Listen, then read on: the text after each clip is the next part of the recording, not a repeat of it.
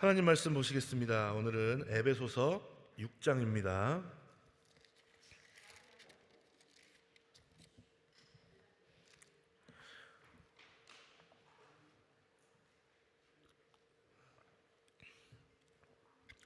제가 갖고 있는 성경은 신약 성경 315면에 있습니다. 찾으셨으면 아멘. 다 같이 한 목소리로 읽겠습니다. 시작. 자녀들아, 너희 부모를 주 안에서 순종하라. 이것이 옳으니라. 내 아버지와 어머니를 공경하라. 이것이 약속 있는 첫 계명이니 이는 내가 잘되고 땅에서 장수하리라. 또 아비들아, 너희 자녀를 노엽게 하지 말고 오직 주의 교양과 훈계로 양육하라. 종들아, 두려워하고 떨며 성실한 마음으로 육체의 상전에게 순종하기를 그리스도께 하듯 하여 눈가림만 하여 사람을 기쁘게 하는 자처럼 하지 말고 그리스도의 종들처럼 마음으로 하나님의 뜻을 행하여 단 마음으로 섬기기를 주께 하듯 하고 사람들에게 하듯 하지 말라. 이는 각 사람이 무슨 선을 행하든지 종이나 자유하는 자나 주에게 그대로 받을 줄을 알미니라. 상전들아, 너희도 저희에게 이와 같이 하고 공갈을 그치라. 이는 저희와 너희의 상전이 하늘에 계시고 그에게는 외모로 사람을 취하는 일이 없는 줄 너희가 알미니라. 정말로 너희가 주 안에서 그 힘의 능력으로 강건하여지고 마귀의 괴계를 능히 대적하기 위하여 하나님의 전신갑주를 입으라. 우리의 씨름은 혈과 육에 대한 것이 아니요 정사와 권세와 이 어두움의 세상 주관자들과 하늘에 있는 악의 영들에게 대함이라. 그러므로 하나님의 전신갑주를 취하라. 이는 악한 날에 너희가 능히 대적하고 모든 일을 행한 후에 서기 위함이니라. 그런즉 서서 진리로 너희의 허리띠를 띠고 의의 흉배를 붙이고 평안의 복음에 예비한 것으로 신을 신고 모든 것 위에 믿음의 방패를 가지고 이로써 능히 악한 자의 모든 화전을 소멸하고 구원의 투구와 성령의 검 곧 하나님의 말씀을 가지라.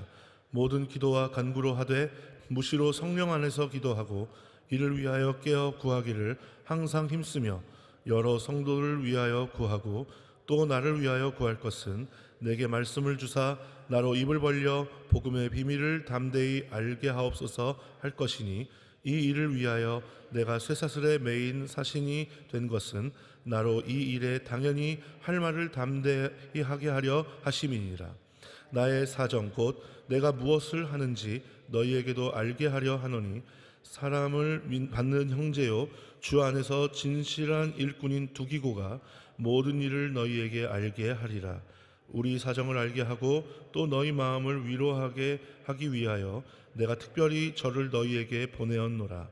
아버지 하나님과 주 예수 그리스도에게로부터 평안과 믿음을 겸한 사랑이 형제들에게 있을지어다. 우리 주 예수 그리스도를 변함없이 사랑하는 모든 자에게 은혜가 있을지어다. 아멘. 효와 행복 보시겠습니다. 4월 16일 에베소서 6장 제목은 이것이 옳으니라입니다. 요절 말씀 에베소서 6장 읽어봅니다. 시작. 자녀들아, 너희 부모를 주 안에서 순종하라. 이것이 옳으니라. 아멘. 예수님은 깨어진 관계를 회복시키러 오셨다. 예수님을 통하여 우리와 하나님과의 관계가 화목하게 되고 회복되었다. 예수님은 사람들의 관계도 치유하고 회복시키셨다.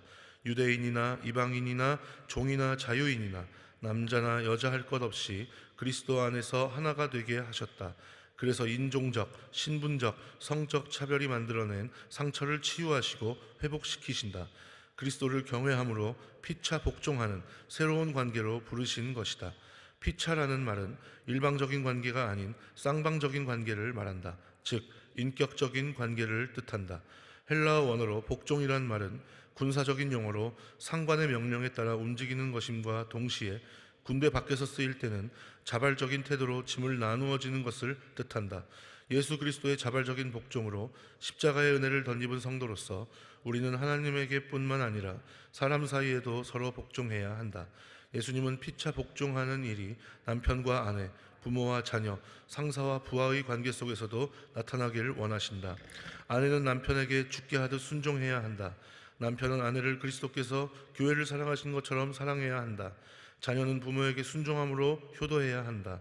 부모는 자녀를 노엽게 하지 말고 주님의 교양과 훈계로 양육해야 한다. 직장에서 부하는 주님을 섬기듯 성실한 태도로 상사를 섬겨야 한다. 상사는 부하를 일하는 도구가 아닌 하나님의 형상을 가진 인격체로 대해야 한다. 이렇게 하는 것이 주님을 경외함으로 피차 복종하는 관계의 모습이다. 사단은 지금도 우리의 관계를 깨뜨리려고 한다. 우리는 전신갑주를 입고 사단을 대적해야 한다. 주님을 경외함으로 피차 복종할 때 사단의 나라는 무너지고 하나님 나라가 우리 안에 든든히 세워진다. 우리 모두 피차 복종함으로 우리의 모든 관계 가운데 하나님 나라가 임하게 한다.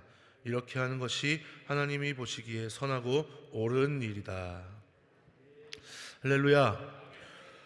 오늘 우리가 읽은 본문 에베소서 6장을 보면은요, 굉장히 중요한 내용을 말씀하는 것을 우리가 알 수 있습니다.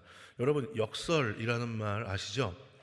역설은 그 의미가 뭐냐면 표면적으로 굉장히 모순적이고 불합리하지만 그 속에 진리를 담고 있는, 그걸 뭐라고 한다고요?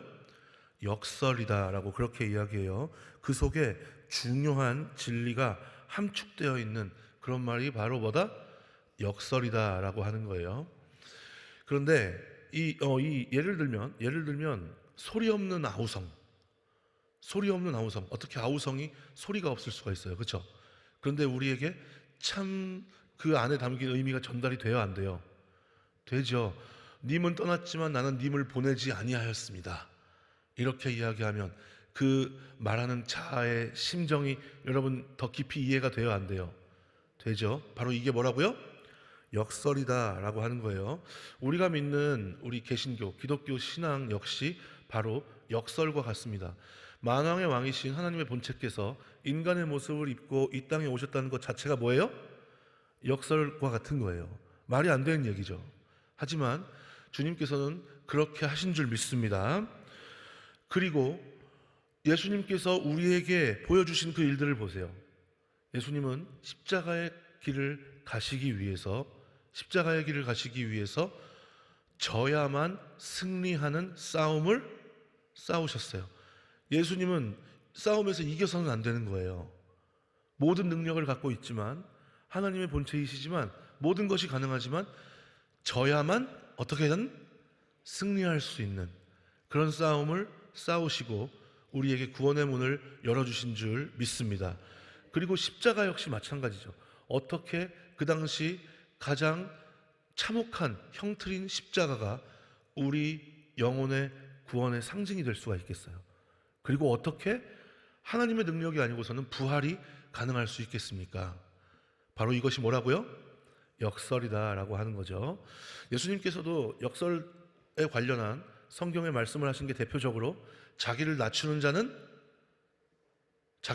자는 낮아질 것이요, 자기를 낮추는 자는 높아질 것이다 라고 말씀하셨고, 먼저 된 자가 나중되고 나중된 자가 먼저 될 것이다, 그렇게 말씀하신 것. 이 의미가 우리가 보편적인 말로는 말이 안 되지만 우리가 예수님께서 무엇을 말씀하시는지 그 깊이 있는 의미를 알 수가 있어요, 없어요? 있다는 거죠. 바로 이것이 역설이다라고 하는 거예요. 자, 순종에도 마찬가지입니다. 순종에도 여러분 자발적인 순종, 능동적인 순종이 있고 역설적인 순종이 있어요. 역설적인 순종은, 우리가 능동적이고 자발적인 순종은 다 압니다. 내 마음이 동의가 돼서 그냥 우리가 그렇게 긍정적으로 할 수 있는 거죠. 자, 하지만 역설적인 순종은 어때요? 내 뜻과 하나님의 뜻이 달라도 내가 누구의 뜻에 맞추어서 순종하는 거예요? 그렇죠. 하나님의 뜻에 맞추어서 순종하면서 나아가는 게 역설적 순종이에요. 그러면 예수 그리스도의 십자가는 자발적 순종의 모양을 하고 있지만 그 안을 깊이 있게 들여다보면 어떤 순종이에요? 역설적인 순종이죠. 왜냐하면 내 뜻이 아니라 누구의 뜻대로 되기 원합니다? 아버지의 뜻대로 되기 원합니다 라고 하는 거죠. 여러분, 하나님과의 깊이 있는 만남, 그리고 주님의 능력과 인도하심을 믿음의 증거로 소유할 수 있는 그런 순종은 자발적 순종에도 많이 있지만 어떤 게 더 깊이 있는 경험을 할 수 있을까요? 역설적인 순종을 통해서 더 깊이 있는 경험을 하게 될 줄 믿습니다. 오늘 우리가 읽은 본문에도 잘 나타나잖아요. 부모에게 순종하는 것, 남편에게 아내에게 대하는 것, 그리고 상관과 부하 사이에서 죽게 하듯 서로 하는 것. 여러분, 그것이 과연 자발적인 순종만 가지고 돼야 안 돼요? 아니죠. 그게 정말 주님 안에서 되려면 우리는 어떤 순종을 해야 돼요? 역설적인 순종을 향해 나아가야 할 줄 믿습니다. 아브라함이 이삭을 바칠 때 아싸, 예수님이 하나님이 바치야 된다 하면서 그렇게 능동적으로 처음부터 그렇게 자발적으로 바쳤을까요? 아니죠. 수많은 영적 갈등이 있었을 거예요. 그러나 믿음으로 아브라함이 역설적으로 순종하는 것에 나아가게 된 줄 믿습니다. 이삭도 마찬가지겠죠. 할아버지와 같은 나이에 자기 아버지가 자신을 죽이려고 할 때 얼마든지 해야 할 수도 있고 도망갈 수도 있지만, 그러나 이삭 역시 믿음으로 순종하기로 결단하고 그렇게 제물이 된 줄 믿습니다. 자, 그것이 자발적인 순종만 가지고 가능하겠어요? 아니라는 거죠. 여러분, 오늘 우리가 읽은 본문에 뭐라고 나와요? 예수님께서는, 분명히 우리 주님께서는 그렇게 순종하는 모습을, 자발적 순종을 넘어서 역설적인 순종을 통해서 부모와 자식 간에, 성도와 성도 간에, 상사와 부하 직원 간에, 아니면 인간의 모든 관계 속에서 그렇게 나아가는 모습을 나중에 예수님께서 어떻게 하실 것이다? 그대로 되돌려 주실 것이다. 너희가 그대로 받을 것이다 라고 그렇게 말씀하고 있습니다. 여러분, 우리가 이 시간 잘 생각해 봤으면 좋겠어요. 우리의 기도 역시 우리가 자발적으로 순종할 수 있는 것만 구하는 것이 아닌, 우리가 주님 안에서 무엇을 해야 할까? 내가 어떻게 나아가야 할까? 내가 역설적 순종에 더욱더 동참하려면 어떻게 해야 할까? 성령님 도와주시옵소서. 우리 그렇게 기도하면서 나아갈 수 있었으면 좋겠습니다. 그렇게 나아가는 가운데 우리 삶 가운데에서 오늘 우리가 읽은 본문에 나오는 그대로 사단의 나라가 무너지고 하나님의 나라가 건설되며, 그리고 우리의 믿음의 경주가 주님 오시는 그날까지 주님께서 제시해 주시는 그 한 길을 올바로 달릴 수 있었으면 좋겠습니다. 곁길로 새면서 내가 이탈하면서 이탈자가 되는지도 모르고 나는 올바로 가고 있다라고 그렇게 생각하고 달리지 않을 수 있는 저와 여러분들이 되셨으면 좋겠습니다.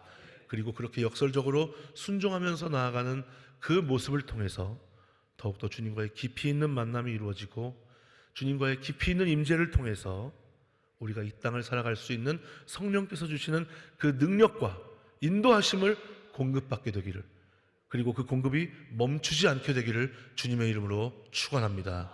그리고 나중에 우리가 모두 단 한 명도 빠짐없이 우리 믿음의 경주의 끝에서 주님의 얼굴을 만날 수 있는 그런 복된 인생을 사는 저와 여러분들이 되시기를 주님의 이름으로 축원합니다. 기도할게요. 하나님, 감사합니다. 우리에게 새날을 허락해 주셨습니다. 그러나 우리가 어떻게 나아가야 할지, 우리의 마음이 내키는 것만이 아닌 예수님처럼 하나님의 나라와 주님의 의를 위해서 역설적으로 순종하며 나아갈 수 있는 우리 모두가 될 수 있도록 주님 인도하여 주시옵소서. 그렇게 나아가는 가운데 더욱더 주님과의 깊이 있는 만남이 있을 수 있도록 인도하여 주시옵시고, 그것들을 믿음의 증거로 소유하고 다른 사람들에게도 선한 믿음의 영향력을 끼칠 수 있도록, 그리고 더욱더 하나님의 나라가 우리의 일상 가운데에서부터, 이 땅에서부터 견고하게 세워져서 나중에 주님 다시 오셨을 때 칭찬받을 수 있는 우리 모두가 될 수 있도록 주님 은혜를 베풀어 주시옵소서.